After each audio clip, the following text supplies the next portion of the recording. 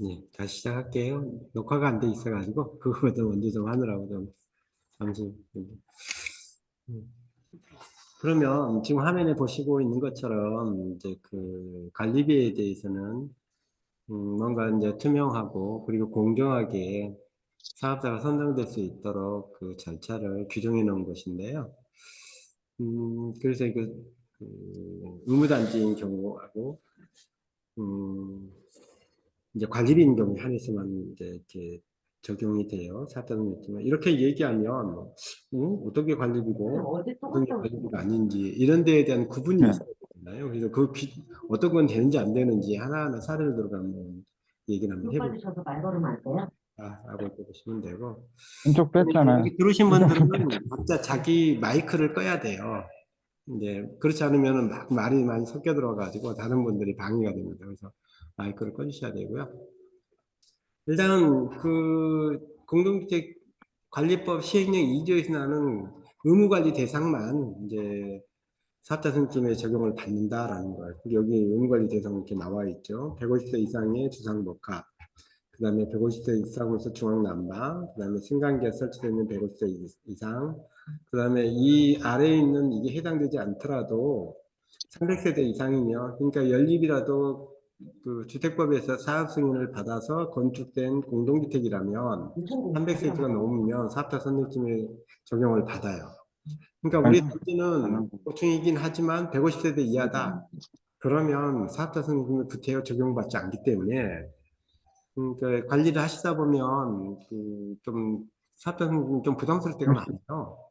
근데 입주자 대표에는 자꾸 뭐 가격 입찰을 해가지고 너무 가격이 낮아져서 그 공사가 좀 부실하게 되는 거 아니냐 이런 걱정들을 많이 하시잖아요. 이제 그런 걱정들을 얘기하면서 사업자 선정팀의 부당성에 대해서 많이 얘기를 하는데 의무단지가 아니라면 이렇게 여러분이 이렇게 나서서 이렇게 뜯어 말릴 일은 아닌 것 같다라는 생각이 들어요. 그러니까 하시는데 대신에 이제 공정하게 업체가 선정될 수 있도록 하는 노력은 꾸준히 해야 되겠지만 이렇게 막아서서 이렇게 싸워가면서 할 일은 아니겠다. 그러니까 대거시대 이하는 물론 사업자 선정 집의 어떤 기준이라든가 어떤 방법이라든가 절차에 대해서 잘 알고 있어서 그거를 권장을 해볼 수 있겠지만 아닌 일을 이렇게 우겨서 할 일은 아니다. 비용의 대상에 대해서는. 또한 관리비가 아닌 경우도 마찬가지죠. 그러면 우리가 흔히 얘기할 때 관리비라는 건 뭘까? 그러니까 관리비라고 하는 그러니까 우리가 포괄적으로 관리비다 그러면 관리비 그러니까 우리가 말하는 일반 관리비 혹은 수선 유지비, 영역비 뭐 이런 것들을 포함하는 걸 말하죠. 그다음에 사용료라는 게 있어요. 전기료, 수도료 뭐 이런 것들이요. 그다음에 뭐 난방 이런 것들은 이제 사용료라고 하고 장기선 충당금 이런 것들은 이제 그 광위의 관리비 안에 포함이 돼 있고 그리고 조금 관리비라고 할 수는 없는데 이 사업자 선정팀이 적용을 받는 게 있다면 그거는 이제 하자 보수 보증금이라고 하는 게 좀 있고요. 그러니까 하자를 통해서 그 우리 얘기는 돈을 수수할 수 있어요. 어떤 거냐 그러면 비대면 나오는데 말을 안 해. 하자 부분에서 손해배상 청구 소송을 해서 거기서 손해배상금으로 받는 경우가 있어요. 이런 경우에는 또 사업자 선정지를 적용을 안 받아요. 그럼 어떤 경우냐? 하자를 뭔가 우리가 요구를 했는데 안 해줬어요. 음성을 누르세요. 그러면 우리가 이제 음성고가. 그 제가 핸드폰을 여기서 음성을 누르면 하자 보증증권에다가 거기 시공회사에서 맡겨놓은 그 하자 보증보험금 주세요. 그래가지고 우리가 대신 하자 안 해주니까 할래요? 이런 경우인 거죠. 그러니까 지금 현재 그 시공회사가 살아있는 경우, 그러니까 네. 부도나지 않은 그런 시공회사들은 하자 보증증권을 실행할 일이 거의 없어요. 이게 왜냐 그러면 하자보증에 실행을 하려면 먼저 확정이 돼야 되는데 그러려면 하자보증위원회에 올라가야 되거든요. 그래서 일반적으로 회사가 그 시공회사가 망하지 않는 다음에는 하자보증을 실행할 일은 거의 없는데 또 이런 걸 안 해주니까 하자보증을 실행해 달라고 또 하자보증증권에서 그럼요. 주면 안 주니까 소송을 해서 하자보증증권을 달라고 해서 내가 공연 아무튼 뭐 필요한 하는 경우가 있는데 그런 사무실로 때는 전화 주세요. 보증증권에서 나온 그 보증금을 가지고 공사하는 경우에는 사업자 선정팀에 적용을 받는다. 하지만 손해배상 청구 소송을 해서 돈을 받은 것은 사업자 손해배상의 적용을 받지 않는다라는 거고요. 그다음에 이제 잡수입으로 우리가 뭔가를 하게 돼서 그거는 우리 공동주택관리법 시행령에 잡수입에 관해서는 관리비로 보고 있잖아요. 그래서 그것도 이제 사업자 선정지침에 적용을 받는다. 좀 처음에 사람들이 좀 어색해서 그럴 것 같은데 우리 새로 들으신 분들 마이크 좀 꺼주세요. 그냥 음소거를 좀 해주세요. 그다음에 이제 그러면 구체적으로 한번 보면 이제 그 잡수입에 관련되어 있는 건 알뜰시장 수입, 주차장 수입, 주행기 수입, 뭐 승강기 수입. 승강기 우리 이사 간 사람들 돈 받잖아요. 이제 그런 것에 대해서 돈을 받는 금액. 뭐 재활용 판매 수입.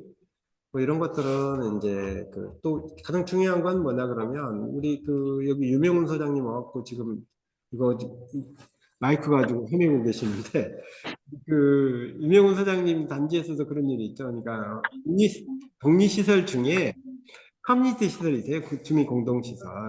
거기에서 들어오는 이 수입이 뭐냐라고 해가지고 좀 굉장히 헷갈려하는 소장들이 많아요. 그러니까 주민 공동시설에 들어오는 그 수입은 원칙적으로 잡수입이에요. 그런데 이 잡수입이기 때문에 그 수입을 가지고 쓸 때는 사업자 성립팀에 따라서 써야 돼. 그러니까 관리비에 따라서 이제 쓰는 거에 따라 똑같이 써야 되니까 그 관리 규약에 나와 있는 그 규정에 따라서 여러분이 해야 한다라는 것이죠. 근데 이거를 부과를 하는 방식은 여러 가지가 있는데요. 그러니까 원칙적으로 주민 공동시설에 있어 발생하는 모든 비용은 수분 유지비나 일반 관리비로 처리를 해야 되는 거예요. 왜냐하면 부대 시설은 뭐예요? 우리 전기 시설, 뭐 급수 시설, 난방 시설 많잖아요. 그거 다 부대 시설이잖아요.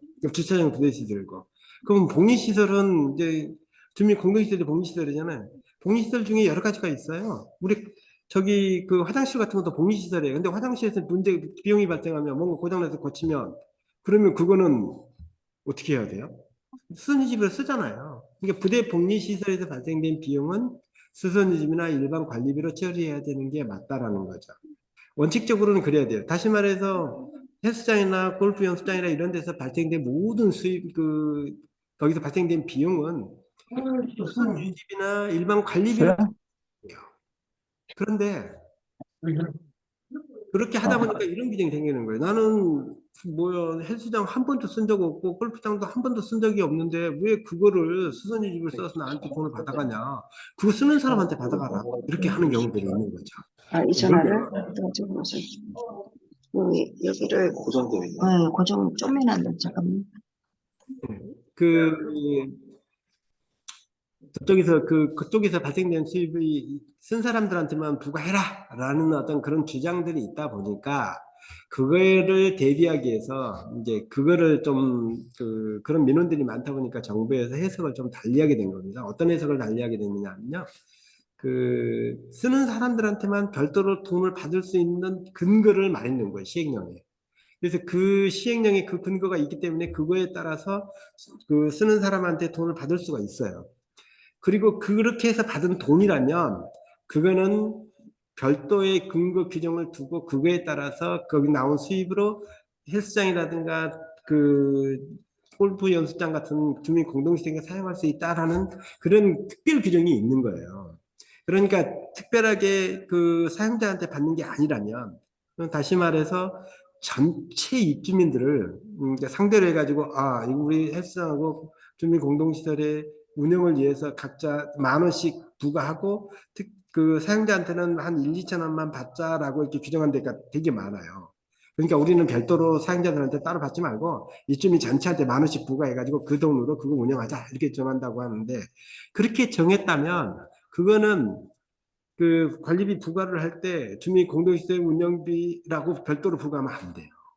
그런 규정은 우리 그 공동주택관리법에는 없어요. 그렇게 해서 하면 그건 법을 위반하는 거예요. 그때는 어떻게 해야 되느냐면 그냥 거기서 발생된 비용들이 있잖아요. 전체한테 10,000원씩 부과해야 될 일이라면 그래야 될 것이라면 그걸 별도로 10,000원을 부과할 것이 아니라 거기서 발생된 비용을 각자 구대 항목에 있는 관리비로 보내면 돼요. 인건비는 일반 관리비, 보수비는 수선 유지비 이렇게 하면 되는 거죠. 그리고 별도로 10,000원씩, 5,000원씩 받았다. 그럼 그렇게 해서 들어온 돈이 별도로 있다. 그거는 근거 규정을 따로 만들어서 거기다만 쓸 수 있다라고 하는 규정이 별도로 있기 때문에 그때는 그렇게 쓰면 되는 거죠. 네, 거기까지 말씀드리고요. 이제 좀 그 주민 공동체라는 얘기를 좀 별도로 말씀을 드렸는데, 자 그러면 여기에 나와 있는 것처럼 그 전기료 수입, 수도료 수입, 뭐 입자 대피 운영비의 잔해 이런 것들은 그러면 모아가지고 이걸 가지고 뭔가를 관리비를 대신해서 쓸 수 있을 거 아닌가? 전기료를 이렇게 부과하다 보니까 남는 돈이 생겼어. 그러면 전기 시설에 때 우리가 별도로 공사를 할 수 있고 뭐 고치는 공사를 할 수 있고 그걸 업체로 선정할 때는 사업자는 좀 지켜야 될까? 혹은 입자 대표가 한 달에 전체 세대를 부과를 했을 때 1,000원씩 부과한다 해가지고 입자 대표의 운영비로 쓰기로 되어 있었는데 근데 문제는 그걸 받아가지고 다 주다는데 다 못 썼어. 그래가지고 한 1,000만 원이 남았어요. 그러니까 남기다 보면 어떤 아파트 가서 보면 입자 대표 운영비를 그냥 일정하게 그냥 얼마씩을 딱 줘버렸는데 쓰다 보니까 남은 거야. 그 이게 모아진 남아있는 금액이 1,000만 원이 넘어. 그러면 이 돈으로 1,000만 원이 넘으니까 입자 대표가 그만두면서 이제 김기가 다 끝나 그만두면서 이 돈 우리가 안 쓰고 남았으니 이거 가지고 이런 공사 한번 합시다. 라고 한다면 그럼 그 업체를 선정해서 공사할 때 그 삽자손님 적용될까? 이런 건 적용 안 됩니다. 그러니까 여기 밑에 나와 있는 전기료 수입은 반드시 전기료를 추가로 더 걷었다는 얘기잖아요. 그러면 부과된 그러니까 청구된 금액에 비해서 그러니까 한전에 청구된 금액에서 더 많이 부과해서 걷어들였다는 소리잖아요. 그 경우에는 반드시 차감을 해줘야지 다른 용도로 쓰면 안 돼요. 전기시설 뭐 수리비나 이거 쓰면 절대 안 되면 큰일 납니다. 수도료도 마찬가지예요. 대피의 운영비도 일정 금액을 줬는데 다 못 써서 남는 금액이 있다. 그러면 그거 주민들한테 돌려줘야 돼요. 돌려줄 길이 없다면 차기 그 대표의 운영비에서 차감을 해야지 그 돈 가지고 다른 목적으로 쓰면은 큰일 난다. 그거 잘못되면은 그거 실제로 그런 사례가 있잖아요. 그러니까 그 입자 운영비를 갖다 남았다고 해서 그 돈으로 다른 공사를 했는데 어떤 분이 이제 항의해가지고 그 돈을 그 입주자 대표가 물어내는 그런 일들도 있으니까 그런 일들이 없도록 그러니까 이 밑에 있는 돈은 그 목적으로만 써야지 다른 목적으로 쓸 수 없기 때문에 사업장 선정심에 적용받지 않는다라고 보시면 될 것 같습니다. 그러면 주체를 보면 이것도 제가 그 심심치 않게 그 과태료 받는 것 중에 하나가 뭐냐 그러면 이 관리 주체가 해야 될 일을 그 계약을 해야 되고 계약 당사자가 이 관리 주체인데 청소, 경비, 소독 이건데 이거를 입주자 대표의 명의로 계약을 하는 경우가 있어요. 그때는 별 문제가 없는데 나중에 이제 감사를 한다든가 어떤 A씨가 등장을 해가지고 이건 문제 있지 않나 해가지고 이제 문제가 되면 그러면 이제 과태료를 맞는 사례들이 종종 있어요. 그러니까 입주자 대표의 명의로 계약을 해야 되는 것은 이 네 가지예요. 장기성 공사, 하자 보증금 위한 공사, 스탑 관리 계약, 그다음에 전기 안전공사.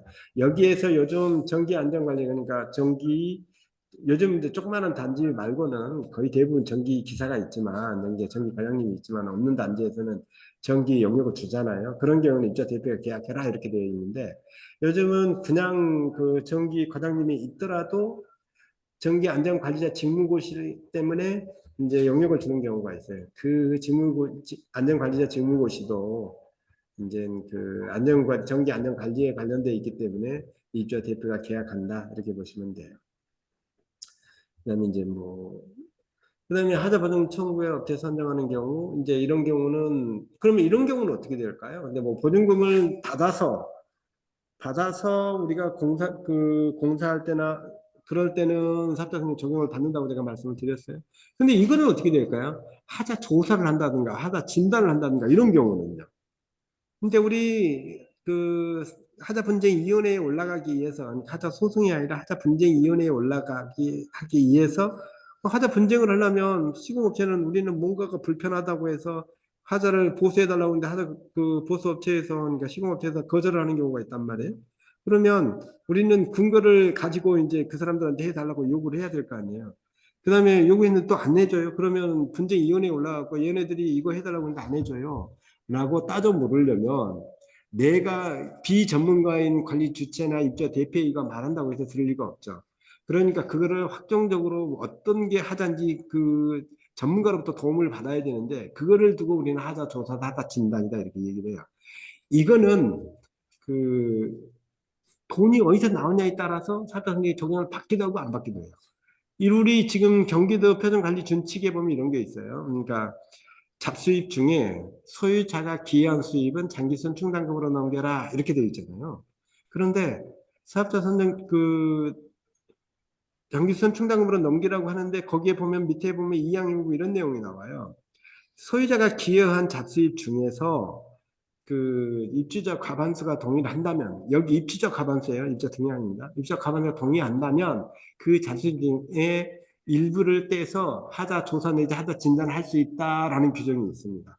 그 규정에 따라서 하자 조사라든가 진단업체를 선정한 경우는 사업자 선정법에 적용을 받아요. 왜냐하면 그건 관리이기 때문에. 근데 그렇게 이해를 하시면 될 것 같아요. 그 다음에 하자 소송 대리인을 선정하는 경우 이거는 무조건 안 되죠. 근데 회계 감사업체 이것도 사업자 승계 적용을 받지 않습니다. 어린이집 임대사업 이것도 사업자 승계 이거는 개별법에 의해서 적용을 받기 때문에 안 돼요. 그 다음에 이제 지자체에서 우리 그 지원금 나와가지고 보석 공사 하잖아요. 그것도 원칙적으로 사업자 선정팀에 적용을 받지 않습니다. 왜냐하면 관리비가 아니기 때문에. 그런데 보통 지자체에서 비용을 주면서 이거 사업자 선정에 따라서 업체를 선정해라 라고 제한을 두고 있으면 따라야죠. 또 한 가지는 관리비하고 섞어서 하는 경우가 있어요. 보조금 1,000만 원, 우리 관리비 1,000만 원에서 2,000만 원 주고 공사를 하는 경우가 있어요. 이런 경우에는 반드시 사업자 선정규칙에 적용을 받습니다. 그런 것이고요. 그다음에 일반 입찰은 뭐 거의 대부분 아는 내용이니까 간단하게 설명을 드리고, 근데 이 일반 입찰과 관련해 가지고 이제 제가 이제 가장 많이 문제가 되는 단지들이 어떤 단지냐 그러면 2회 이상 입찰을 했으니까 수익계약이 가능하다. 그런데 2회 입찰이라는 것은 똑같은 입찰서를 변경하지 않고 두 번을 거쳐서 했음에도 불구하고 유찰되는 경우예요. 그런데 이때 뭐 조건을 더 까다롭게 해가지고 혹은 그 처음부터 아예 못 들어오게 만든 경우도 있겠죠. 근데 그거는 이제 조금 이따 말씀드리고요. 그러니까 이게 그 내용을 첫 번째 거하고 두 번째 입찰을 하면서 조건을 좀 더 까다롭게 했어요. 그러면 그거는 이해 이상 유찰이 아니에요. 조건이 똑같게 한 경우에 한해서만 똑같이 한 두 번의 그 입찰에 한해서만 유찰인데 이때 조건을 좀 완화했어요. 그러니까 1차 그 입찰 때 나온 그 조건보다는 좀 완화했어요. 이 완화라는 말은 우리 그 입찰을 공고하는 공고 주체가 얘기하는 게 아니라 들어오는 사람의 입장에서 조건이 좀 더 완화됐네? 이 내용으로 완화된 거는 그냥 그 이해도 그냥 인정해 준다라는 거예요. 근데 여기서 문제가 되고 이제 과태료 처분받는 사례들을 보면 어떤 경우냐 그러면 수의 계약은 입찰할 때 조건으로 이렇게 입찰 공고를 냈는데 그 내용은 상당히 높여놓고 실제로 수의 계약으로 견적받아갖고 입찰할 때는 그냥 아주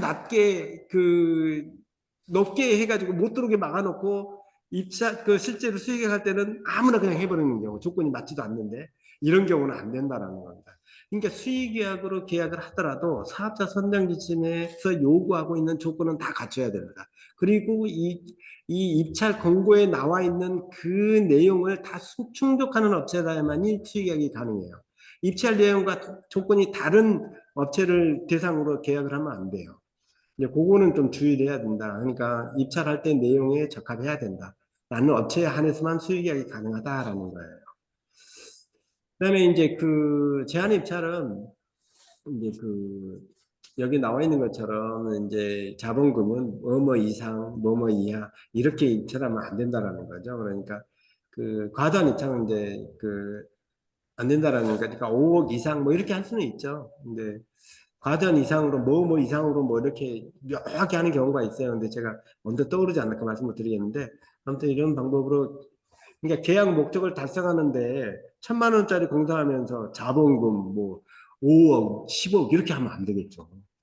그다음에 실적 같은 경우에도 이제 실적 뭐 5건 이상이잖아요. 그러니까 아무리 높여놔도 지금은 다 무효잖아요. 그러니까 실적은 무조건 5건이면 다 만점 줘야 돼요.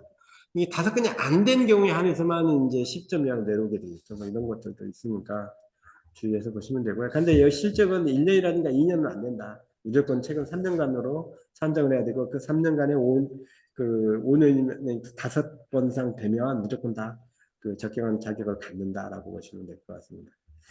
기술 능력인데 그냥 말씀하는 내용이니까 넘어가고요. 부대 입찰도 좀 뭐 별 내용이 아닌 것 같아서 그냥 넘어가는데 이 수의계약에 대해서는 좀 말씀을 드려야 될 것 같아요. 보험계약 이거는 이제 그 수의계약이 가능하죠. 공산품 가능하죠. 근데 공산품에 대해서는 그 법이 있으니까 그 법에 따라 하시면 되고 정화조도 꼭 입찰 안 해도 되고요. 그러니까 사업자 성능 지침에 따라서 안 해도 되고 그 다음에 특정 기술이 있는 이게 이제 그 생산자가 1인인 경우인데 이게 묘해요. 그러니까 해석이 좀 다른데요.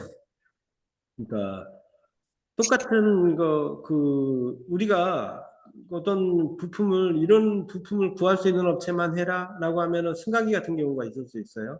자, 이런 경우죠.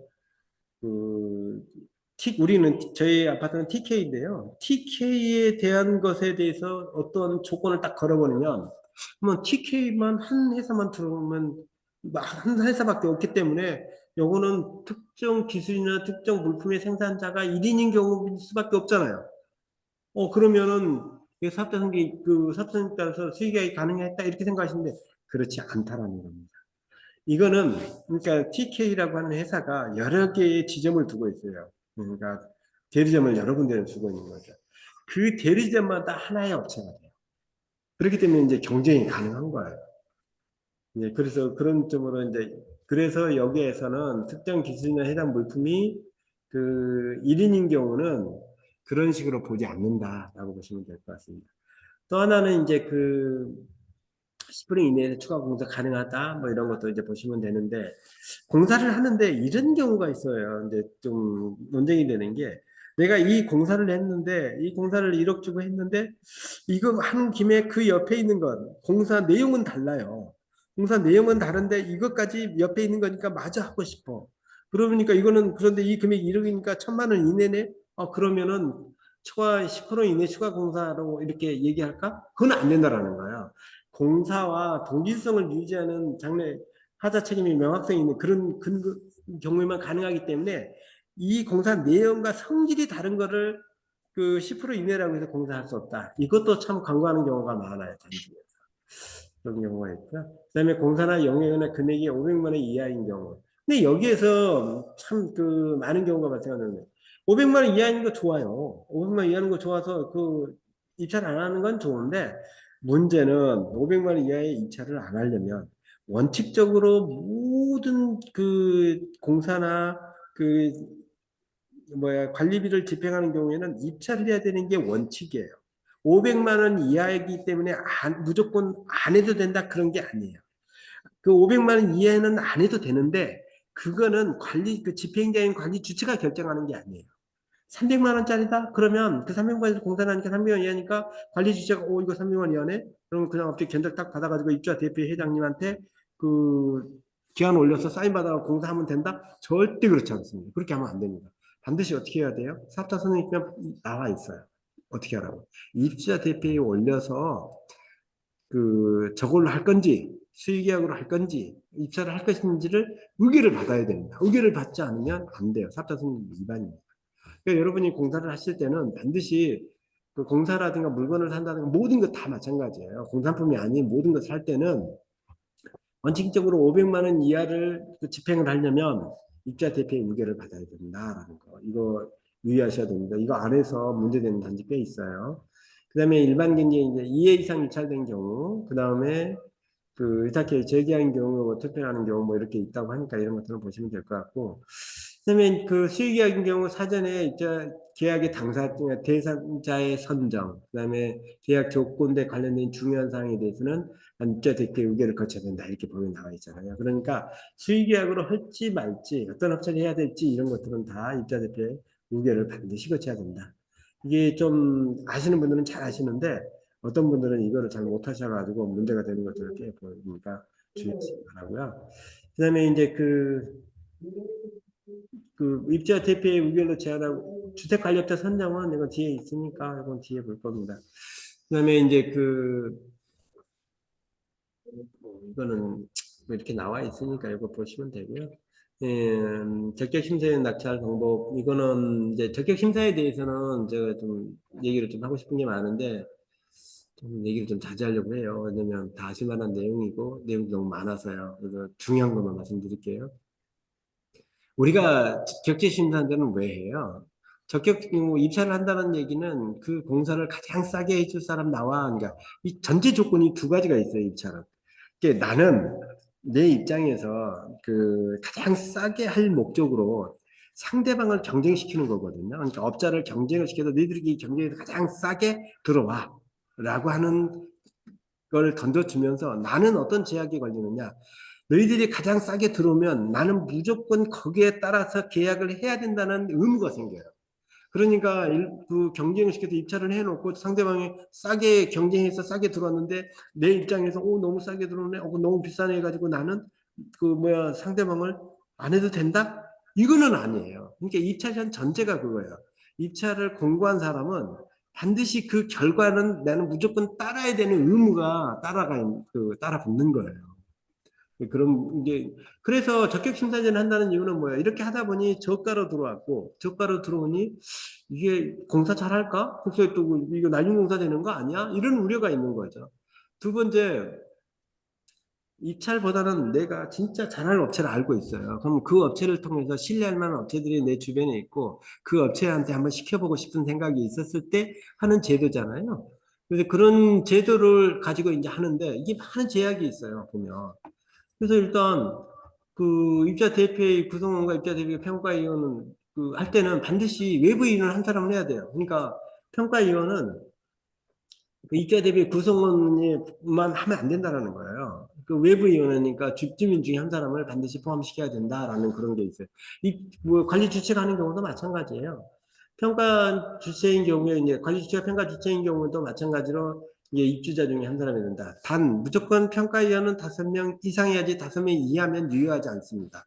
그런 것도 하셔야 되고요. 그 다음에 이제 관리주가 계약자인 경우에도 그 반드시 입자 구성원 외에 외부인이 1인이 포함되어야 된다라는 것이고요. 그 다음에 이제 그 우리 주택관리업자 소속된 관리소장이 우리 회사와 관련되어 있는 그 산하 기관이 산하 회사가 이제 입찰에 참여한 경우에는 관리점 관리소장은 이제 평가를 해서 제외시켜야 된다라는 게 있고 입자 대표는 설령 입주민이 한 사람 평가 주체로 반드시 들어오게 해야 된다 이 경우에는 이제 그런데 입주자 관리 주체가 계약자인 경우에는 반드시 누가 들어가야 돼요? 관리 주체가 들어가야 된다는 것이다. 관리 주체를 대리하는 이제 관리소장이 들어가야 된다는 얘기와 같죠. 이제 그 다음에 이제 그 평가표는 반드시 있어야 돼요. 평가표가 없으면 안 돼요. 그 다음에 또 뭐 하는 게 있냐 그러면 참관을 할 수 있어야 되는데 여기에 보시면 이런 내용이 있어요. 참관하고자 하는 입주민의 보험이와 절차 등 관리기록을 정한다라고 되어 있어요. 그러니까 참관인의 수라든가 참관을 신청하는 절차는 관리기록으로 정해놔야 돼요. 이거 안 정해놓으면 어떻게 해요? 입주자 대표가 나는 이렇게 할래 저렇게 막 주장을 하면 절차 규정이 없으니까 무조건 줘야 되고 숫자도 제한할 수가 없잖아요. 그래서 막 밀려 들어오면 막을 길이 없다라는 거죠. 이제 그런 문제가 있기 때문에 관리 규약으로 미리 참관 인수, 참관 신청 절차, 뭐 이렇게 신청서를 만들어 갖고 비치해 놓고 써서 이렇게 낼 수 있도록 그렇게 해서 숫자를 확인하는 그런 방법을 써야 되겠죠. 그 다음에 이제 반드시 이거 안 해놔가지고 가태를 맞는 거 많이 봐요. 그러니까 적격 심사를 하면 회의록을 써야 돼요. 회의록을 안 써가지고 이제 가태를 맞는 경우도 많고 그 회의록에는 또 평가표가 반드시 포함되어 있어야 돼요. 회의록 안에. 이게 가지고 있어야 된다라는 거죠. 그리고 거기에는 평가하는 사람이 내가 평가했어 라고 평가표에 점수 다 주고 거기에다가 내 이름을 사인을 해야 됩니다. 이 사인이 안 되어 있으면 사인이 되어 있는 숫자가 5개가 넘지 않으면 그러면 이 평가가 적절하게 안 됐다라고 해요. 그러니까 반드시 사인을 해야 된다. 평가자가. 사인한 것이 5장 이상이어야 된다라고 보시면 될 것 같습니다. 그러면 절차를 한번 봐볼게요. 시간이 꽤 됐는데요. 그러니까 사업자 선정에 일단 사유가 발생해야 되겠죠. 무슨 일이 있어야지 뭐 아무것도 없는데 할 일은 없을 테고요. 먼저 사업자 선정을 해야 될 이유가 발생을 하면 경비다 그러면 경비의 계약이 다 됐다든가 그 경비 계약이 다 끝나가요. 그런데 문제는 그 다 끝나가는 그 계약이 관리 주체가 평가를 했더니 괜찮아요. 그래서 주민들한테 잘해서 점수가 80점 이상이 나왔어.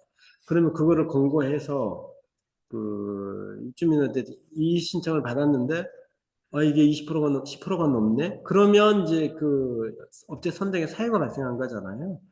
이제 그래서 사유가 발생을 했다. 혹은 입자 대표가 무조건 야 그렇게 하지 마.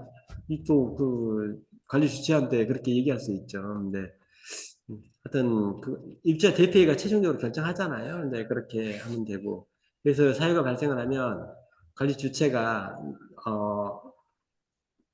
이번에 업체 선정해야 될 것 같습니다. 그런데 무엇으로 결정해 주세요라고 주문을 올리잖아요. 그러면 저 내용이 이제 결정이 되겠죠. 어떠한 내용을 공사다 그러면 어디서부터 어디까지 공사를 해야 되는지 지금 공사를 예를 들어 볼게요. 그러니까 공사는 어떤 방법으로 범위는 얼마만큼 이거를 정해야 되잖아요. 그게 뭐예요? 입찰 내용이잖아요. 그러니까 입찰 내용을 결정을 해야 돼요, 먼저. 그게 잘 돼야 돼요. 근데 여러분들은 입찰할 때 보면 이렇게 많이 해요. 입찰 내용은 무슨 공사라고 그냥 입찰 공고 내고 그 입찰에 대한 범위라든가 방법은 현장 설명회 때 그 나눠주는 경우가 있어요. 이거는 법적 효력이 없습니다. 다시 말해서 입찰 내용이 확정적으로 효력을 발생하려면 그러니까 그 금액을 현장 설명회 때 준 내용과 다르게 입찰에 들어와서 이 사람이 금액을 너무 낮게 들어왔어요. 그럼 공사하면서 야 이런 거 입찰 내용이 없었지 않냐라고 주장을 하면 꼼짝 없어요. 왜냐면 그럼 현장 설명회 때 내가 줬잖아. 현장 설명회 때 준 거는 그거는 효력이 없습니다. 반드시 어디에 들어가 있어야 돼요? 입찰 공고문 안에 입찰 내용이 들어가 있어야 됩니다. 입찰 내용을 그 현장 설명회 때 주면 현장 설명회는 입찰 내용을 설명하는 과정이에요. 풀어서 궁금해하는 것을 설명하는 자리인 것이지 그 자리에서 입찰 내용의 범위라든가 방법을 결정하는 게 아니에요. 그래서 반드시 입찰 내용은 입찰 대표에 의해서 결정을 해야 됩니다. 그러니까 범위, 그다음 방법 이런 것들을 그 먼저 입찰 대표에서 결정을 하고 그게 확정이 됐으면 그 일을 해줄 사람을 어떻게 선정할지를 결정해야 되는 거죠. 그러니까 입찰 방법, 그러니까 일반 경쟁이냐, 제한 경쟁이냐 이런 거, 낙찰 방법은 최저가를 할 거냐, 적격 순자제를 할 거냐라는 걸 결정을 해야 되죠. 이게 의결로 회의록에 다 결정돼 있어 기록이 됐다면 그거를 근거로 해서 제한 경쟁이다 그러면 당연히 그 뒤에 나오는 부분 뒤에 볼게요. 그러니까 이렇게 결정이 되면 그거를 입찰 공고문을 관리 주체가 이제 그 작성을 하죠. 그래서 그 공고문 자체는 항상 여러분의 게시판에다 게시를 해야 돼요. 이렇게 우리 업체 선정합니다. 이제 주민에서 볼 수 있도록 공고하고 이제 K 아파트에다 공고를 해야 되겠죠. 그러면 서류 맞추면 돼. 이때 여자 선생님들이 저한테 굉장히 많이 전화하는 게 뭐냐면 그 업체를 선정을 할 때 어떤 면허가 있어야 되고 뭘 등록하고 있어야 되고 뭐 이런 것들을 전부 써주는 경우가 있어요. 근데 이거 내가 잘 모르고 잘못 써버리면 내가 이런 무슨 공사를 해야 돼? 종합시설 업체 뭐 무슨 업체 전문 업체 뭐 이런 것들 많이 있잖아요. 그런 것을 일부러 내가 그 공고문 안에다가 삽입해서 하면 그럴 필요가 없어요. 그냥 그 법에 나와 있는 조건이 있잖아요. 그 제한 사유 그거에 합당한 업체 제출 서류는 그 사업자 선정집에 나와 있는 그 내용대로 하고 그보다 더 필요한 게 있다면 그때 제출하시면 되는 거예요. 그러니까 그렇게 여러분이 그 하면 되지. 뭐 면허 무슨 면허를 갖고 무슨 거를 등록하고 이런 것은 제대로 안 하면 좋겠더라. 그래 놓고 업체에 들어오면 그 법에 따라서 이 업체가 그러기 합당한지 아닌지 그때 판단해 볼때 그때는 반드시 건설업 협회라든가 이런 데다 확인해 가지고 하시면 좋겠다. 내가 글자 잘못 쳐가지고 그 이제 공경 당하지 마시고 이제 법에 몇 조 몇 항에 합당한 업체 이런 식으로 내시는 게 좋겠더라라는 거고요. 입찰은 이제 서류 확인하고 그다음에 입찰가 뭐 해서 이제 그 저기로 해서 통보를 해줘야 되죠. 통보를 하고 이제 그 저기에다가 결과를 반드시 올려야 되죠. 그 궁금해. 그다음에 계약을 하고 난 다음에 11일 이내에 계약해야 되잖아요. 계약하고 나면 그 다음 날 이제 또 게시를 해야 되는 그런 문제가 있고요. 근데 제한 경쟁인 같은 경우는 아까 말씀드렸던 그런 사유가 발생했다면 안건으로 상정을 하고 입찰 내용을 결정을 하고 입찰의 낙찰 방법을 결정을 한다. 이 입찰에 이제 제한적으로 결정을 했다면 자본금, 사업 실적, 기술 등 이런 것들을 별도로 어디에서 이게 지금 한뭉텅이로 이루어지는 거죠. 이 그 입찰 내용, 낙찰 방법, 입찰 방법, 그 다음에 자본금, 그 실적, 그 다음에 그 기술 능력 이런 것들을 그 한 입자 대표회의에서 이제 그 결정을 이제 해서 뭘로 남겨놔야 돼요? 회의록으로 반드시 남겨놔야 된다. 이렇게 결정을 했다면 그 내용을 입찰 공고문을 이제 관리 주체가 작성을 해서 이 공고문을 계단이라든가 이제 아니 게시판이라든가 이제 계약 같은 공고를 해야 되겠죠. 그다음에 이제 설문사하고 이제 개찰한 후에 이렇게 하면 될 것 같고. 이제 이게 이제 적격 심사제인데요. 제한 경쟁 적격 심사제는 그럼 어떻게 하면 될까? 그거를 이제 좀 설명하려고 해요. 업체 선정 사유가 발생했으면 안건으로 상정을 하죠. 그 안건 선정 내용이 뭐냐? 입찰 내용, 주문 내용으로 들어가겠죠. 입찰 방법, 낙찰 방법을 결정하도록 하고, 여기서 낙찰 방법으로서 적격 심사제가 제한 경쟁이니까 물론 그 자본금이라든가 사업 실적, 그다음에 기술 능력들은 이제 공고가 돼야 되겠죠. 그다음에 이제 그 평가위원 선정한 평가위원을 반드시 이때 그러니까 입찰 내용, 입찰 방법, 낙찰 방법, 자본금, 사업실적, 기술능력, 또 평가위원까지 결정을 해서 이때 그 회의록 안에 전부 다 작성해서 기록해 놔야 됩니다. 그렇게 하고 난 다음에 공고문 작성하고, 그 다음에 입찰 공고문 그 공고하시고, 물론 이때는 관리 주체가 해야 되는 거죠. 그 입찰 대표회의가 그 계약 주체인 경우에는 입찰 공고까지도 그 입찰 대표회의가 하도록 되어 있죠. 그럼 물론 관리 주체는 도와줘야 되지만요. 그러면 이제 제출 서류 확인하고 이렇게 심사 평가하고 회의록 반드시 작성해야 되고요. 그 다음에 이 평가를 냈으면 평가위원들 사인을 반드시 해야 된다. 5개가 그 평가한 사인된 그 평가표가 5장 이상이 무조건 넘어야 된다. 안 만들었다면 나중에라도 만들어서 반드시 보관하셔야 돼요. 그래야 문제가 없습니다. 그렇게 해서 2차에서는 입찰 통보를 해야 된다라는 것이고요. 그러면 지금 우리는 위탁회사잖아요. 그러면 위탁 관리는 어떻게 하는 순서가 있을까? 물론 계약 기간이 종료가 돼요. 종료가 돼 임박하고 있어요. 그러니까 2달 전에 임박한다. 그러면 이때가 그러니까 우리 관리주체는 그 어떤 여기에서 권한이 없어요. 근데 어떻게 하는지는 지켜봐야죠. 내가 그 입자 대표 이거 왠지 이번 위탁 회사를 바꿀 것 같아. 그러면 이런 거 면밀하게 지켜보고 있다가 덜미를 싹 잡아야죠. 그리고 뒷뜰문 잘 봐야죠. 이거 절차가 잘못됐다. 그러니 처음부터 다시 해야 된다. 뭐 이런 식으로 해가지고 잘하시는데 그러려면 내가 잘 알아야 되잖아요. 그럼 그걸 어떻게 해야 되냐? 자, 입자 대표 회의가 2달 전에 이제 이사관리회사의 그 기간이 다 됐으니 예전에는 평가를 해야 돼요. 근데 지금은 평가할 필요가 없습니다. 일단 그 기간이 됐으니 제한 내용을 결정해야 돼요. 안건 상정을 할 때 제한 내용이 뭐냐면 이거를 수의계약으로 갈지 입찰로 갈지를 결정을 해야 돼요. 둘 중에 하나 선택을 해야 돼요. 수의계약으로 간다는 건 재계약을 하겠다라는 거잖아요. 그러면 재계약으로 결정을 했다. 그러면 그 내용을 가지고 이제 그 만들어서 대표 회의록을 공고하겠죠. 그러면 그 내용을 공고한 다음에 그 회의록 자체를 가지고 그 저기를 만들어야 돼요. 그러니까 문서를 만들어야 돼. 발송 문서를. 누구한테? 선거관리위원회한테 우리가 이번에 주민들한테 재계약으로 가기로 결정을 했으니 그 내용을 가지고 선거관리위원회에서 주민들한테 동의를 받아달라라는 내용의 공문서를 만들어서 선거관리위원회로 발송을 해야죠. 그럼 선거관리위원회한테 이제 보통 관리사무소에서 다 만들잖아요. 그러면 그 선거관리위원회에서 관리소에서 이제 선거관리위원장님한테 주겠죠. 그럼 선거관리위원회는 이제 그 선거관리위원회를 소집을 해서 이렇게 입자 대표회에서 이렇게 주민들한테 제안을 했다. 그 내용에 대해서 주민 동의를 받자라고 이렇게 하게 되겠죠. 그렇게 해서 입자 동의를 받는데 과반수가 넘어야 되잖아요. 그러니까 과반수 이상이 투표해야 되고, 아니, 그러니까 전체 구성원의 과반수. 그러니까 800세대다? 그러면 401세대가 찬성을 해야 돼요. 그런데 400세대만 찬성을 했네? 과반수기 때문에 400세대만 찬성했으면 부결이에요. 여기서 부결이 났다. 그러면 입주자 대표는 다시 회의를 해야 돼요. 뭐를 해야 되냐? 이제 제한 내용을 바꿔야 돼. 수의계약이 부결됐잖아요?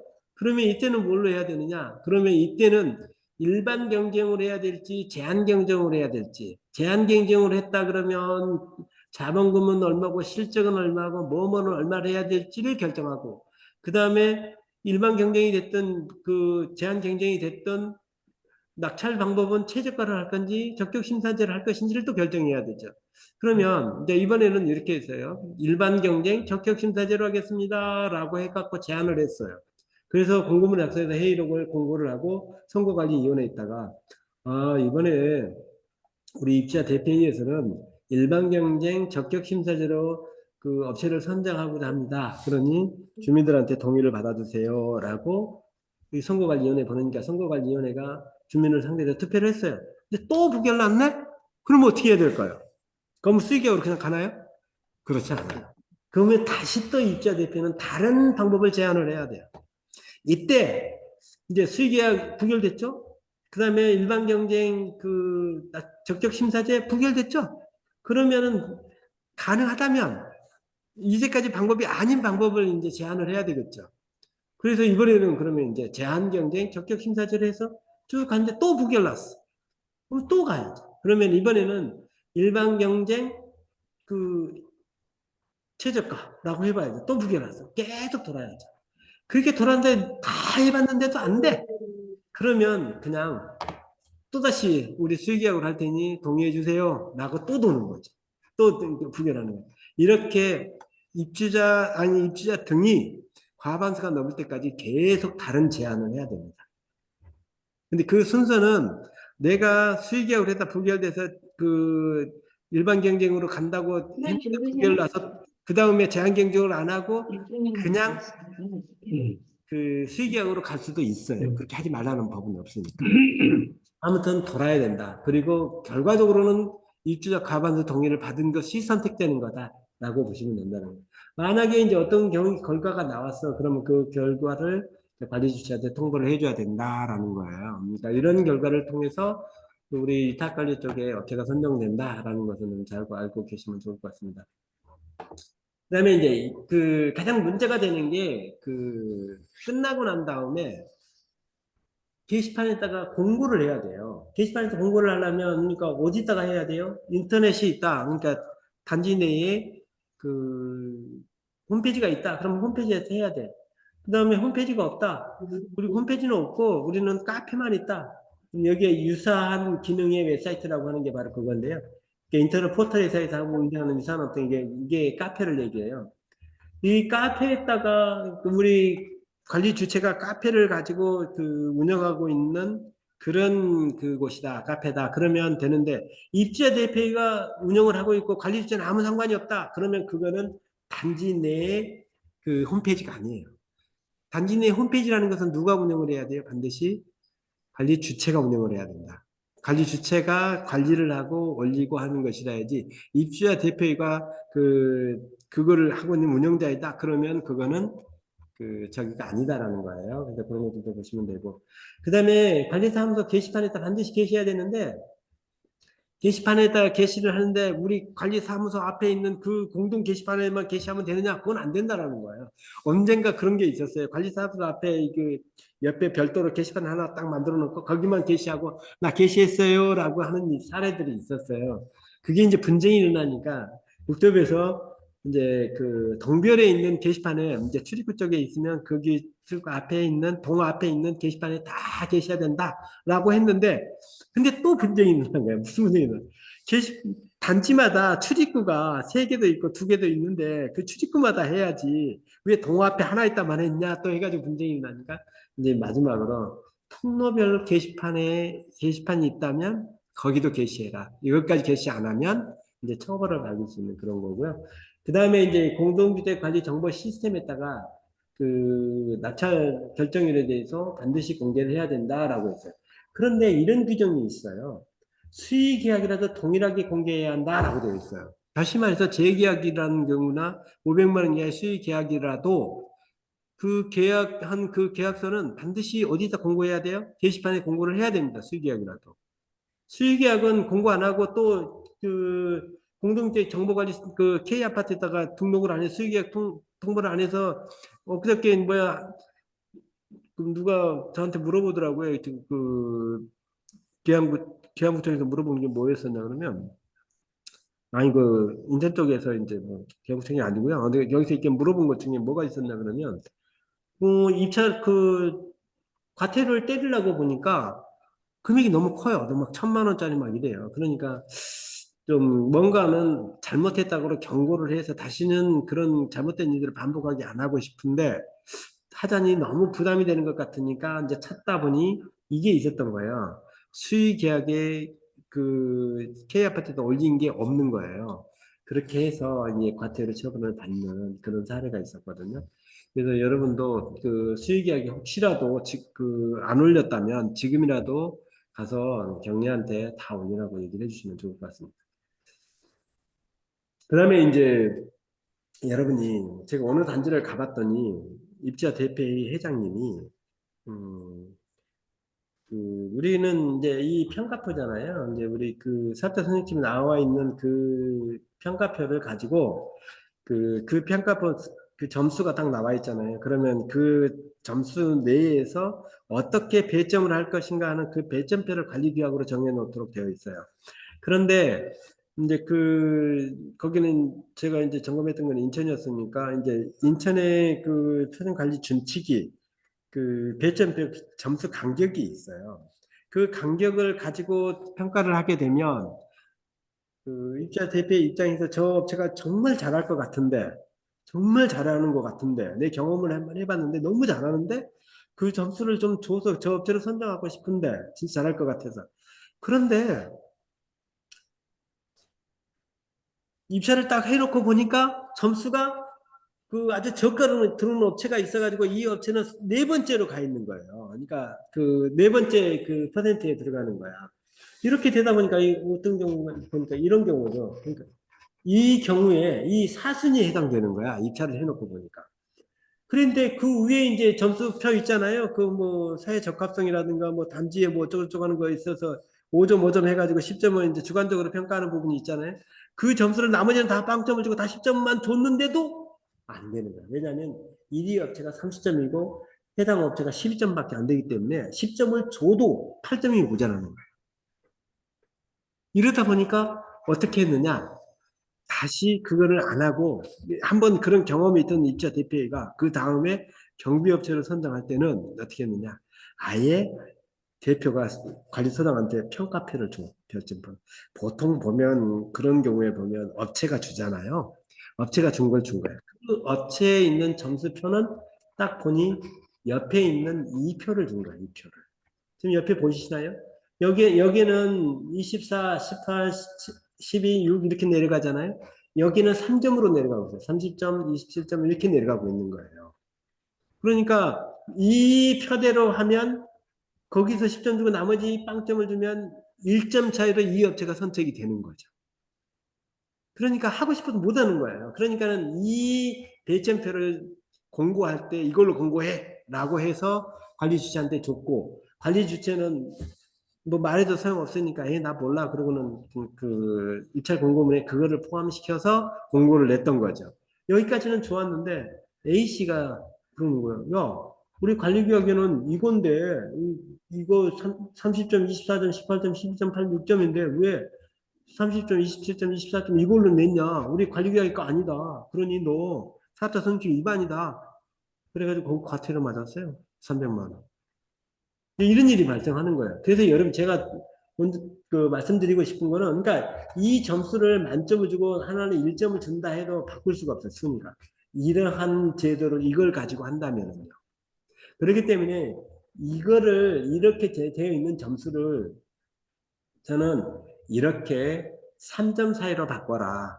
그러면 입자 대표가 뭐 좋지 않은 뜻을 가지고 있든 어떻게 됐든 그 관리 주체하고 그 관리 주체가 바라봤을 때 절차는 지키고 있잖아요. 속내막이 어떻든 간에. 그러니까 이 점수로 실질적으로 업체가 선정될 수 있도록 관리 규약에 이렇게 점수 배점표를 만들어 놓는 게 좋겠다. 이거는 그러니까 표정 관리 준칙대로 하시지 말고 이대로 여러분이 그 좀 관리 규약 개정을 할 때 이런 배점표를 가지고 여러분이 그 입자 대표가 좀 누드리껏 할 수 있도록 그렇게 좀 이렇게 규약을 만드시는 게 어떻겠느냐라는 걸 제안드리고요. 이게 꼭 나쁜 건 아니에요. 뭐 때문이에요? 적격 심사지를 한다는 얘기는 최저가 입찰을 통해서 그 입찰에 들어와서 그 용역 업무를 혹은 공사를 제대로 못할 것을 우려해서 만든 제도잖아요. 그럼 그 제도가 10분 발휘될 수 있도록 점수 배제표를 만들어 두시는 게 좋겠다라는 겁니다. 그래서 이렇게 말씀드렸고요. 그 다음에 이제 하나가 더 있는데, 이건데요. 자, 우리 경기도 준칙에는 이렇게 만들어져 있어요. 그러니까 입찰 가격은 30점이라고 해놓고 이거대로 여러분이 이 점수를 배점을 해라라는 거. 이거 배점 이거하고 크게 다르지 않습니다. 이거하고 크게 다르지 않습니다. 그러니까 이거 복잡하고 계산하기도 복잡하고요. 이걸로 점수 해가지고 여러분이 그 설명해가지고 그 입주민들 그 입자 대표라든가 주민한테 이거 설명해가지고 점수를 어떻게 매겨야 될지 알지도 못합니다. 그러니까 차라리 이렇게 하지 말고요. 저는 간명하게 이러한 그러니까 이쪽에 그 지금 제안해드린 이걸로 하시는 게 여러분이 가장 속편할 것 같아요. 이거 그러면 이거 준칙이 이러니까 이걸 우리 따라가야 되냐? 절대 그렇지 않아요. 그냥 이렇게 해도 아무 상관없어요. 그러니까 이렇게 좀 이렇게 따라서 해주시면 좋겠다라는 겁니다. 그래서 그런 내용이고요. 그리고 또 한 가지 그 문제가 됐던 단지가 있는데요. 그리고 제가 지금 파워포인트가 그냥 꺼져버렸어요. 그래서 다시 또 키도록 하겠습니다.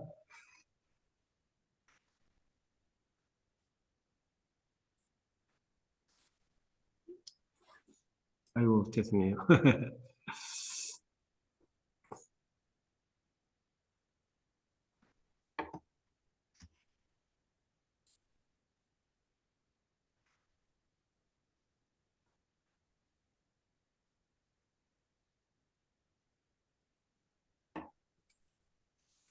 그 다음에 이제 이번에 이제 문제가 됐던 단지가 바로 이겁니다.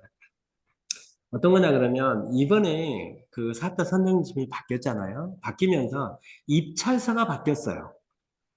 입찰사가 바뀌었는데 이걸 모르고 업체들이 예전 걸로 그대로 입찰을 해요. 그 사업자 선정심이 바뀐 걸 모르고. 뭐가 바뀌었느냐? 다 똑같은데, 입찰사 안에 이 밑에 분의 사업자 등록 번호를 넣도록 되어 있어요. 예전에는 이거 없었습니다. 이게 없어서, 그러니까 없으니까 옛날 걸 가지고 그대로 쓰는 거야. 근데 우리 변에는 어떻게 되세요? 그러니까 이게 사업자 선정심에 나와 있는 내용이에요. 이게 무효사유인 거예요, 무효사유. 무효 중에 12호에 보면 이런 내용이 있어요. 별지 서식 입찰서를 사용하지 아니하거나 이렇게 되어 있잖아요. 그러니까 지금 현재 별지서 시계는 이렇게 돼 있단 말이에요. 근데 옛날 것, 그러니까 이번에 나온 그 사업자 선정이 지금 그 이전에는 여기에 사업자 등록번호가 없었어요. 그러니까 사업자 등록번호가 없는 입찰서를 제출한, 그러니까 전자 입찰에서라도 입찰서는 제출해야 되잖아요. 그때 여기에다가 사업자 등록번호가 없는 입찰서를 제출을 하면 그러면 무효예요. 그러니까 이것도 한번 여러분 잘 체크해서 한번 보시면 좋을 것 같고요. 문제가 되고 있는 거니까. 어, 이거 지금,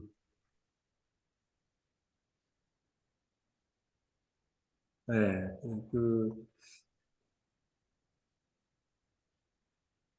그 다음에 이제 전용 공용 부분인데요. 이번에 제가 알고 있는 지인 소장님이 소송이 걸렸어요. 어떤 소송이냐 그러면 난방 배관이 터져가지고 아래층을 이제 완전히 망가뜨린 거죠. 그러니까 그 벽지라든가 아니면 천장의 반자라든가 이런 게 다 무너진 거예요. 근데 그 공사를 했는데 문제는 거기에는 관리계획이 어떻게 나와 있었냐 그러면 그러니까 세대 내에 설치되어 있는 모든 배관은 전용으로 한다라고 이렇게 규정을 한 거예요. 그런데 이제 물론 내가 잘 알고 대응을 잘 했더라면 꼭 지지 않을 수도 있었겠지만 아무튼 1심에서 졌어요. 그리고 2심으로 가면 이제 문제가 심각해져요. 왜냐하면 2심으로 가면 판사가 1심에서 확정되어 있는 거를 그 항소심 그 판사가 함부로 못 뒤집어요. 그걸 뒤집으려면 주장자가 주장하는 내용만 가지고 그 판결 내용을 바꾸는 경우는 진짜 드물어요. 어떤 경우는 객관적인 증거가 나오지 않으면 뒤집으려고 하질 않아요. 그렇기 때문에 그거를 만약에 뒤집으려면 이제 말 그대로 관리규약에 그런 내용이다라고 되어 있어서 판사가 오해를 해서 이거는 공용이야라고 판결을 한 거거든요. 그러면 그 공용이라고 판결한 내용에 대해서 뒤집으려면 이제는 감정을 해야 돼요. 보통 이런 소송 이그 반자하고 도배하고 해봐야 500 기껏 해봐야 500만 원 뭐 이하인데 이거 소송을 하면 감정비가 500만 원이 넘는 거예요. 그러니까 항소심으로 가기가 거의 가능하잖아요. 왜냐하면 물어주는 금액이 배로 더 나와버리니까요. 감정비가 이기면 다행이지만 또 그렇다고 해서 이긴다는 보장도 없는데 그래서 이제 문제가 됐는데 좀 더 자세히 어떤 사건이었냐 그러면 여기 아파트는 그 난방 배관이 지역 난방이기 때문에 들어가서 분배기까지 이제 가지배관에서 분배기까지 들어갈 거 아니에요?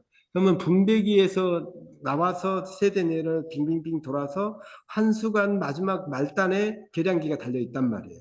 그런데 계량기는 어디에서 관리를 해요? 관리 주체가 관리하도록 되어 있죠. 거기 관리규약이 우리 준칙에 보면 그렇게 나와 있으니까. 그러니까 판사는 이 어디까지 가지관에서 분배기까지 오는 관은 그거는 공용으로 본 거예요. 세대 내 배관. 세대 내 배관 이러니까 특정되어 있지 않잖아요. 그러니까 해석의 여지를 남겨둔 거예요.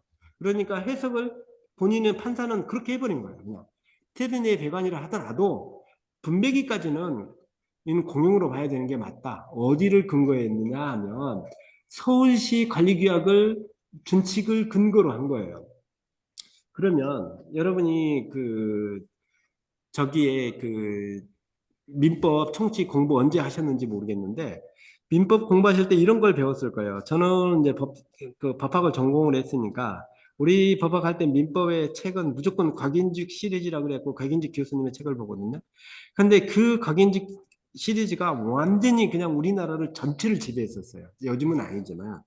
그러니까 한 2000년대 초근 90년대, 2000년대 초까지만 해도 2010년까지만 해도 그랬을 거예요. 곽인직 시리즈가 모든 우리나라의 법조계를 지배하고 있었어요. 그 지금도 그러니까 그런 것들을 판사들은 그때 그 책을 가지고 배웠고 지금도 그러니까 가르치고 있어요. 그러다 보니까 여기에 무슨 내용이 있냐 그러면 민사상의 모든 경우는 우리 그러면 한번 제가 여쭤볼게요. 법이 있죠. 법은 무조건 따라야 되죠, 우리한테. 법이라 하더라도요. 뭐 하여야 한다, 무엇으로 본다, 이렇게 나오면 그거는 반드시 지켜야 한다. 왜냐면 이거는 강행 규정이에요. 그러니까 해야 한다, 본다, 이런 말은 반드시 지켜야 하는 강행 규정이다. 이걸 안 지키면 안 돼요. 두 번째, 할 수 있다? 이거는 해도 되고 안 해도 되니까 자체적으로 의사결정이 가능한 거예요. 자, 그러면 그래서 이게 강행 규정을 제외한 나머지는 민사에 있어서 그러니까 가장 중요한 게 계약이거든요. 그러면 관리규약은 계약일까요, 법일까요? 제가 단연코 말씀드리고 법원에서 판결도 그렇고 관리규약은 계약서예요. 그러니까 합동계약이라고 하죠. 분류를 할 때. 그러니까 입주민 전체 간에 서로들 간에 맺은 계약. 그 다음에 입주민 전체와 입주자 대표회의와 맺은 계약. 그 다음에 입주자 대표회의와 관리 주체와 맺은 계약. 그 다음에 관리 주체와 입주민 전체와 그 맺은 계약서를 바로 관리규약으로 정해놓은 것이에요. 그러니까 계약서입니다. 관리규약이. 그런데 우리 그 시리즈에 보면 그 책에는 뭐라고 나와 있느냐면, 그러니까 모든 우리나라의 법조인들이 다 이렇게 알고 있는 거예요. 그러니까 이걸 먼저 알아야 돼. 그러니까 가장 먼저 강행법부에 위반했느냐 안 했느냐를 봐요. 강행법부의 강행법부대로 판단을 먼저 해요. 강행법부의 그쪽으로 한 사람이 우선 가장 옳은 것이야. 그 사람 쪽 편을 들어줘. 그 다음에는 뭐를 보냐? 계약서를 봐요.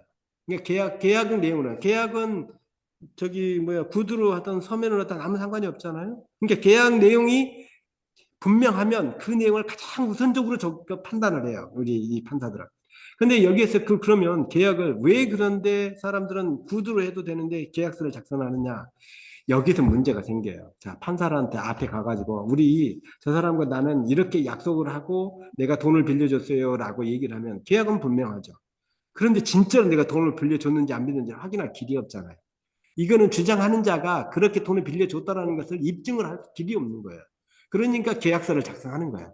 계약서를 아니, 이렇게 내가 500만 원 빌려주기로 하고 계약서를 작성했습니다. 그러니 그걸 가지고 판단해 주세요 라고 이제 하는 거죠. 그러면 계약서 내용을 가지고 판단을 해주는 거죠.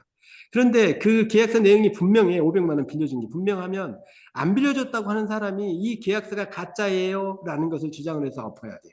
왜냐하면 거기에는 사인을 해놨는데 가짜예로 주장한다는 게 쉽지 않잖아요. 그래서 계약서가 중요한 거예요. 그런데 우리는 그 계약서인 관리 규약이 있는 거예요. 그러니까 판사는 그 계약을 보는 거예요.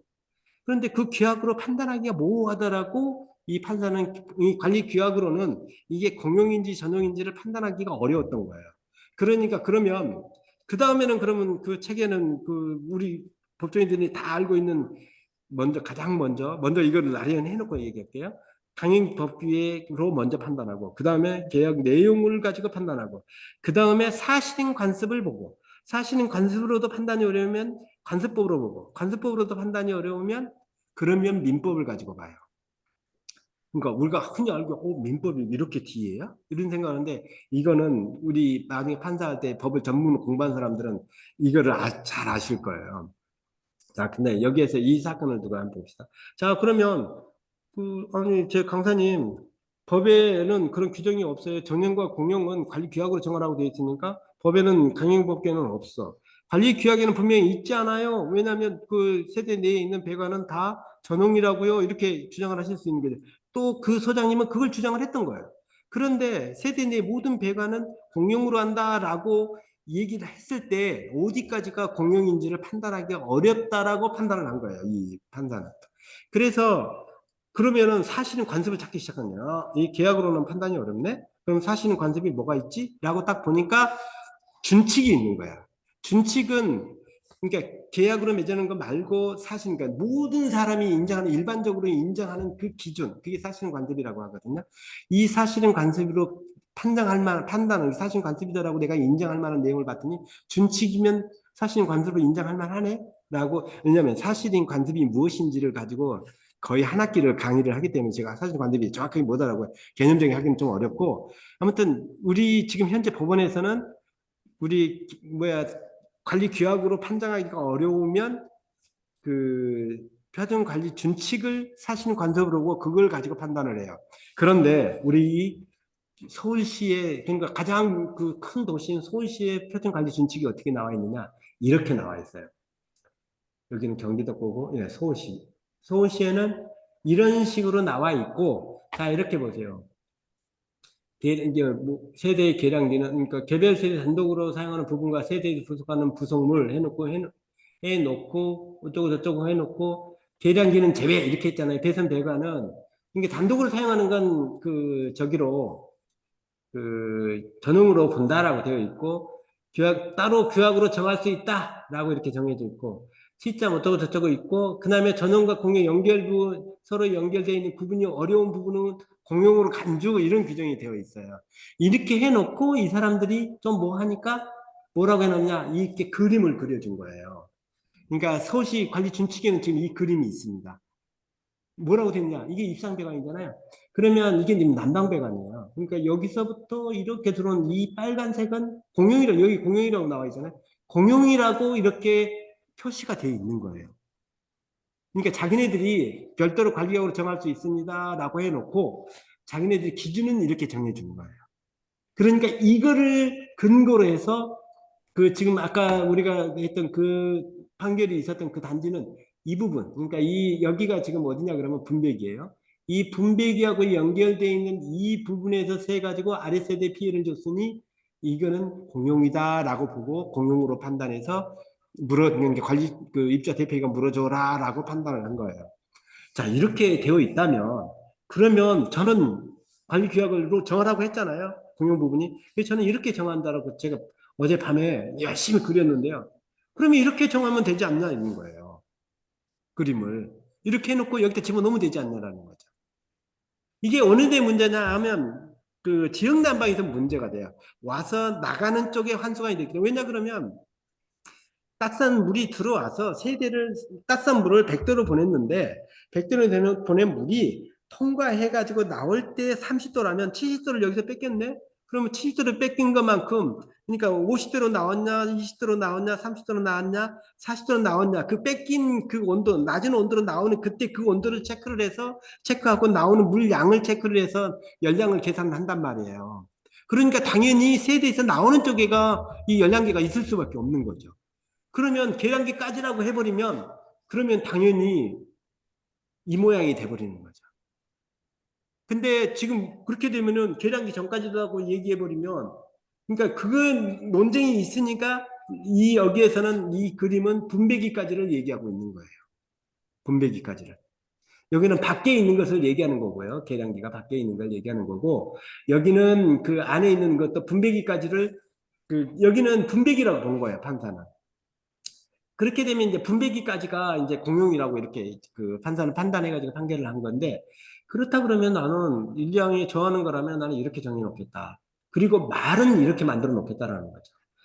다만, 이렇게 하는데, 온수 배관, 난방 배관은 입상관으로, 인간으로 분기되어, 붙어라는 말 따뜻하게 부터 분기되어 세대로 연결되는 가지관, 이거. 좀 말이 좀 이상하네요. 그러니까 이건 잘 만드시면 될 것 같아요. 연결되는 가지관부터 전용 부분을 한다. 단 세대 계약계는 공용으로 한다라고 하고, 그리고 그림을 이렇게 그려놓자라는 거예요. 그러면 왜냐면 이거는요 판사도 어찌할 수가 없어요. 왜냐면 특정하게 완전히 어디서부터 어디가 그냥 전용이다라고 그냥 딱 특정이 돼 버리잖아요. 그러니까 세대 내에 있는 배관은 전용이다라고 하니까 특정이 안 되기 때문에 이 특정이란 말도 그 민사에서 쓰는 말인데, 그러니까 민법에서 쓰는 말이에요. 어떤 것을 광범위하게 정해놓고 그 광범위한 게 추상적으로 정해놓고 구체적으로 정할 때를 특정한다라고 얘기했잖아요. 그러니까 특정을 아예 해버리면 그러면 문제가 없을 거다라는 겁니다. 그래서 이렇게 저는 했으면 좋겠다. 경기도는 또 이렇게 되어 있잖아요. 이렇게. 그러니까 경기도는 이렇게 되어 있으니까 이거를 이런 식으로 여기 이 내용은 제가 말이 좀 매끄럽지는 못한데 매끄럽게 만드셔가지고 이렇게 만드는 게 좋겠다. 그래야 실질적으로 왜 이런 문제가 발생하냐면 세대 내에 들어가서 우리가 유지 관리를 할 수가 없잖아요. 어떻게 유지 관리를 해요? 이 배관은 이 세대 아니잖아요. 지금 이 세대 안. 이 세대 안으로 가고 있는 이 배관을 어떻게 우리가 유지 관리를 할 수가 있어요. 그러니까 못하겠다. 차라리 그냥 여기까지 그냥 공용이라고 한다 해놓고 그냥 입주민들이 다 물어주면 되죠. 그런데 문제는 다 해주면 되는데 문제는 관리 너희들 뭐 하고 있었어? 라고 주장을 할 때 관리 주체는 도대체 공용 부분인데 그럼 유지 관리를 해야 되는 거 아니냐? 라고 했을 때 우리는 어떻게 할 거냐는 거예요. 그래서 이런 문제들은 분명하게 해서 이렇게 정해놓는 게 저는 이 입상배관을 가져가면부터는 이제 전용이라고 특정을 해서 규정해 놓는 게 좋겠다라는 말씀을 드리고요. 제가 이제 여기까지 준비는 했는데, 그리고 이제 사례들은 여러분이 읽어보시면 될 것 같아요. 지금 1시간이 넘어서 그 부분만 하고요. 이제 마무리 이제 하도록 할게요. 그 다음에 뭐 질문이 있다든가 혹시라도 마이크 키시고 질문할 내용이니까 이것 좀 가르쳐 주세요 하는 내용이 있으시면 말씀해 주세요. 그러면 제가 답변을 드리도록 그렇게 하겠습니다. 질의하신 입안 사례들은 한번 읽어보시면 좋을 것 같아요. 그리고 제가 내년에는 입안 사례, 그러니까 경기도에서 저기까지 간 거, 그러니까 비성사고까지 넘어가서 과태료가 확정돼 있는 자료를 우리 경기도의장이 저한테 줬거든요. 그거를 정리를 해가지고 우리 저기에다 올릴 예정이에요. 그러니까 그거 한번 참조했고 또 내용을 좀 설명해야 될 내용도 좀 있는 것 같아요. 그래서 그 내용도 어떻게 해서 이런 과태료를 맞게 됐는지 그 사례를 가지고 한번 설명을 드리는 그런 과정을 좀 한번 갖도록 그렇게 해봤습니다. 도움이 많이 되셨으면 좋겠습니다. 혹시 궁금한 거 있으면 질문해 주시면 답변 드리고 마무리하도록 하겠습니다. 부장님, 이 예. 자료 같이 업데이트해 주실 거죠? 이 자료요? 네네네. 네, 이거 지금 녹화하고 있으니까 녹화 끝내서 이거 이제 편집을 해서 우리 네.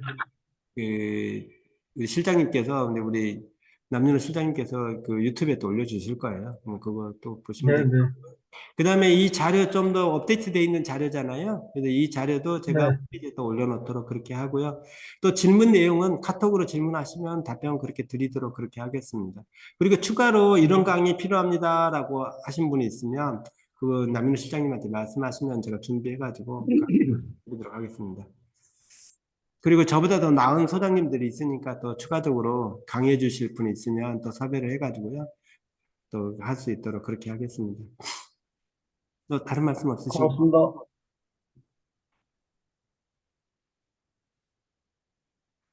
네, 그러면 없으신 것 같아요. 그래서 마무리 하도록 하겠습니다. 수고했습니다. 네, 고맙습니다.